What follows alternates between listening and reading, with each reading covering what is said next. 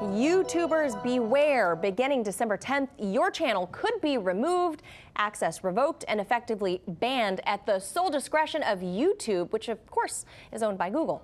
A new terms of service was sent out by the video platform just a few days ago, and in it, there's a line that reads, YouTube may terminate your access or your Google account's access to all or part of the service if YouTube believes in its sole discretion that provision of the service to you is no longer commercially viable.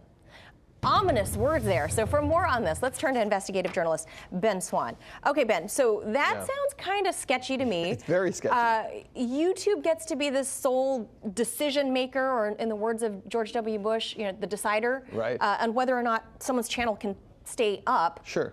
But which they've always been. How do they define, though, commercially viable? Well, that's what's interesting about this. The terms of service, and by the way, YouTube had sent out an email to content creators previous to this that kind of laid out some of the new terms of service. This was interestingly omitted from that email. It was not included in there. And so now that it's been spotted, you know, it's getting a lot of attention, and YouTube's like, it's not a big deal. It's a very big deal. And the reason it's a big deal is because essentially what YouTube is saying is that if your channel does not make money, we can take it down because we can't advertise on it. Okay, that's the first issue. But the second issue is, and this is what no one else is talking about, is that YouTube has been on a mission essentially for the last couple of years of demonetizing channels, right?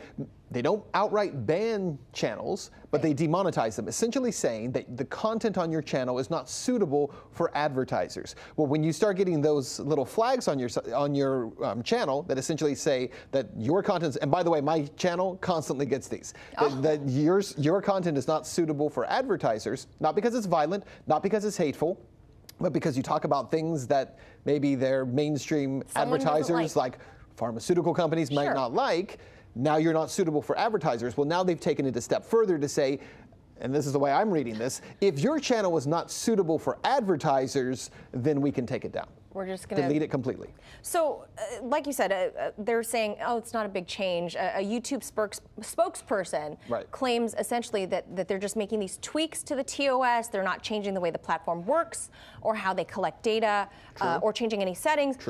But this broad language, you know, provides an opportunity, Ben, for them to clamp down on free speech, doesn't it? Well, it absolutely does. And they're right when they say we're not changing any, access to the site. We're not really changing any of the rules. It basically operates the way it always has. But what they are changing is the expectation. And here's the expectation. When YouTube came along years ago, over a dozen years ago, the early adopters of YouTube were people who would go on there and say, look, I can't create content in order to, put this on broadcast television. That's why it was called YouTube. Right? The whole idea was you can create a channel and you can create content. Everybody it can be funny, silly, serious, whatever it is.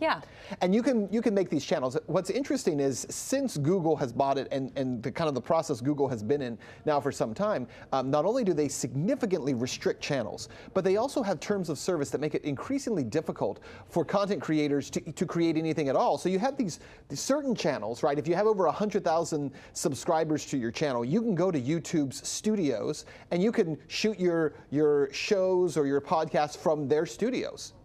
But a lot of these new content creators don't have the ability to grow channels the way that they used to. And so the whole thing is gamed specifically for larger channels with large followings who create the kind of content that YouTube likes. They like gaming content, they like makeup tutorials, they like, like fun, silly stuff, anything serious, anything newsworthy, anything that challenges the status quo, YouTube wants it gone. They like that little boy that does all the toys, Ryan. Kids who open boxes they love Ryan. that stuff. Yes.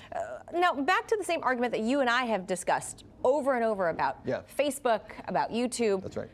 Is it a publisher or is it something else? Right.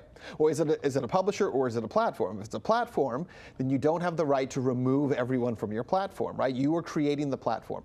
And I think you can make an ethical argument that says, even if you are a platform and someone is creating content that is not commercially viable, the terms of service for YouTube have never been can you make us money? Yeah. Essentially, what you're saying as YouTube now is that not only are we the lords of this space, right, but we're essentially creating a tax system, a taxation system, where if you create content that we deem as worthless or not valuable to us, we'll remove you and make room for someone else. Who does it harm for a content creator to be on there and not be able to make money?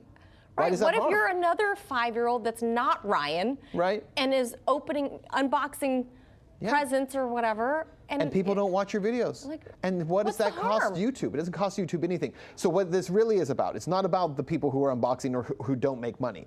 It's about the next step in the demonetization strategy that says, first we demonetize information that we don't like, and the next thing we'll do is say, you're not commercially viable, so it doesn't sound like they're politically biased, and they remove you for that reason, when in fact, they're actually removing you because corporate overlords are saying to YouTube, we want them gone. Yeah, it is always a slippery slope, and you and I are always talking about this. I feel like it's never going to end. Always waving the flag. I was going, wait a minute, that's not right. okay. Yep. Like, what if my kid wants to have a channel? Let him have it. Just let him have it, YouTube. All right, we'll leave it right there. Ben Swan, appreciate your insights. Thank you. Manila, thanks.